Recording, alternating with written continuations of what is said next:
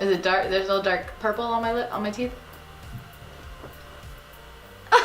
you said to the right. Why are you moving left? I found another one. I found two. My bad. Can you please bring it?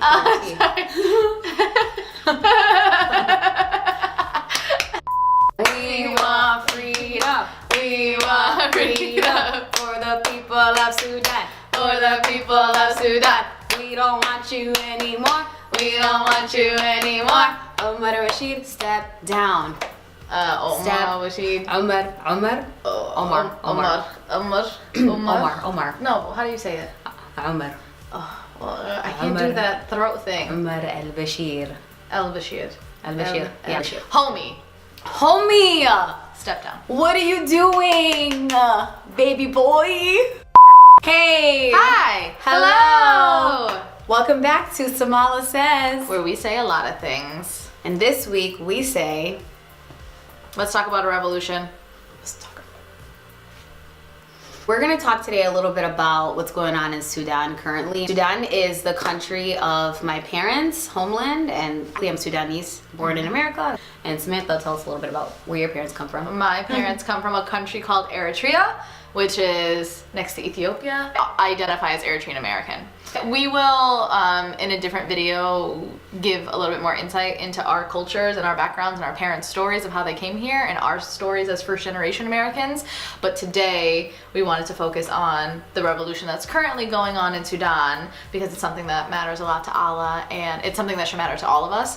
So we wanted to create an opportunity to provide more insight about what's going on over there and how we can all do more to get involved and to stay involved in what's going on elsewhere in the world, instead of just what's going on in America. So Sudan is in the middle of a crisis, an economic crisis. Just a little bit about Sudan. Omar al-Bashir is the president of Sudan, and he's been in presidency since 1989, so that's nearly 30 years now.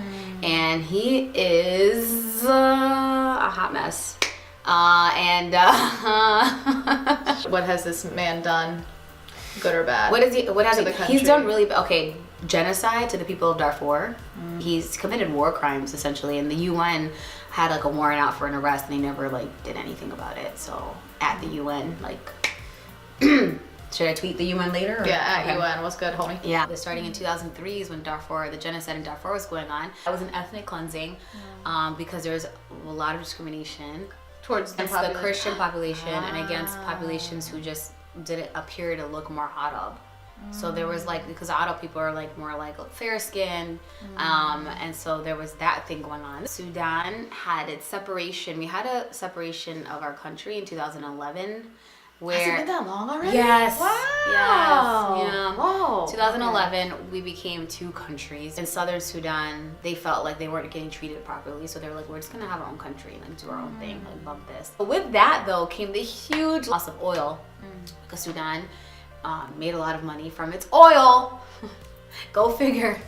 And then when South Sudan did its thing and was like, all right, bet we're leaving, they took 75% of the oil reserves. Like 2011 is when kind of that economic meltdown started, I think, really like hitting the people really badly. This recent situation started December 19th of 2018. There's a rise in food prices and there's a rise in gas prices. There's no money in the bank. People are waiting in lines at the ATM to find out that there's nothing there.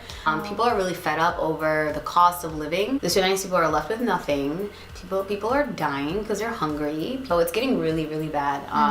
And people have had enough. So I believe in 2013 they tried to have something to this effect, but it was shut down within a week. This time it's been going on since the 19th of December, so we have hope that this will lead to something different. Sudan has its own unique history of revolutions. One happened in 1964 and one in 1985, and it led to changes. So we are hopeful that this one will also lead to another huge, much needed change.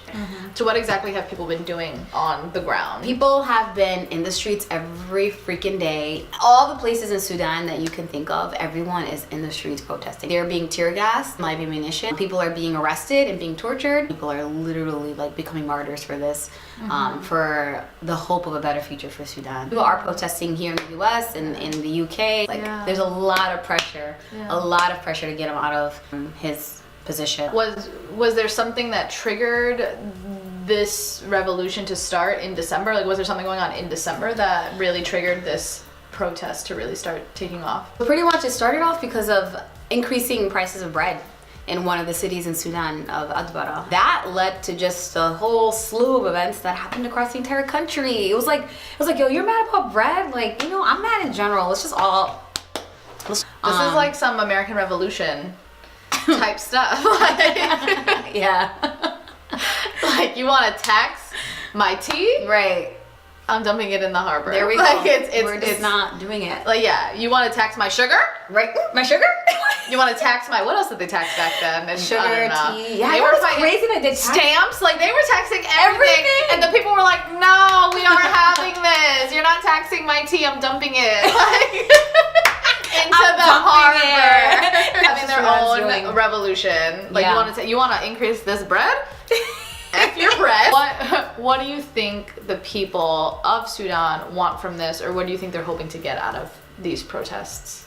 We definitely want the Sudanese president to step down, because we understand and recognize that because of under his leadership and under his presidency, that things are only getting worse from here.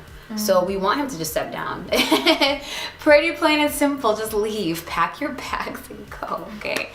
So the goal is to get al-Bashir out. Get him out. Get someone who cares about the people. Yeah. Who actually genuinely cares about the prosperity of Sudan. Yeah, make it a place where people are happy again. Sudan used to be a very happy country. You know, my mom and my dad have good memories of Sudan. And then when they went back recently, they were like, it's not the same. How has it been for you to, like, understand what's going on? It's been pretty easy to maintain access and being able to, like, see things going on. Social media has helped us make that possible. Shouts out to Twitter. Shouts out to Twitter. Shout outs to Instagram. It matters a lot for us to need to know about what's going on in other places all over the world, including Sudan. Just because it's hard to talk about this means we can't talk about it. You know, we need to be able to be like, okay, this is what's going on. Like, you come from a privileged place of being in a first world country where you have access to electricity, you have access to phones, healthcare, you have access to so much. And if we at least have those very things that people would die over, people would die to be in our places. People are dying to people have are dying. People would rather be here. Yeah. Because at least you're like, you know, you're granted some freedom. Right. You're granted the basic rights. I said everything to the best of my knowledge. I'm not like a news reporter. I'm not like a journalist. Like, this is just from my understanding of what I've read and what I've learned from my friends and family. There could be a lot of information that we don't have access to, or that we don't know yet. Yeah. But this is just from what I know. Yeah, this is a revolution, so things are kind of changing every day. So I'm hoping, I don't want to speak for you, but this was kind of just the start of a conversation and just an introduction so that at least more people are aware of what's going on. So no, we don't have all of the tea, but we want to give you some of the tea. So where do we go from here? Obviously, we're not in Sudan, so we can't physically be a part of this revolution. Yeah. But what I'm thankful for today is that you have enough knowledge to begin informing hopefully a wider audience of people about what's going on, and just starting off that enlightenment for people, and for me as well, because I didn't fully know what was, everything that was going on in Sudan right now. And I think moving forward, we will provide some news sources and Twitter accounts, social media accounts that are on the grounds in Sudan and who are covering things in an unbiased way, and hopefully you all can follow along so that we all stay on top of what's going on and just continuing to support our Sudanese brothers and sisters in this fight for freedom. To freedom! You know that Martin Luther King quote I really love, and it's like, injustice anywhere is a threat to justice everywhere. That's literally how I feel every time like we talk about anything like social justice related. Like, it doesn't matter where it is, it's a threat to us as a humanity. Oh my God, we're like ouch! Thank you for enlightening us. Oh, you're welcome. I will do my due diligence to become more informed about what's going on and to just keep up with what's going on, and I hope you all will do the same. So that's it for today's video. If you liked what we talked about today, make sure to like this video, definitely share it if this is something that you think other people in your life should know. Everyone should know what's going on, so feel free to share this video. Comment down below if you want other information, we'll continue this conversation. And subscribe to our channel, Samahla Says, where we say a lot of things. And we'll catch you on the next one. Bye! Bye!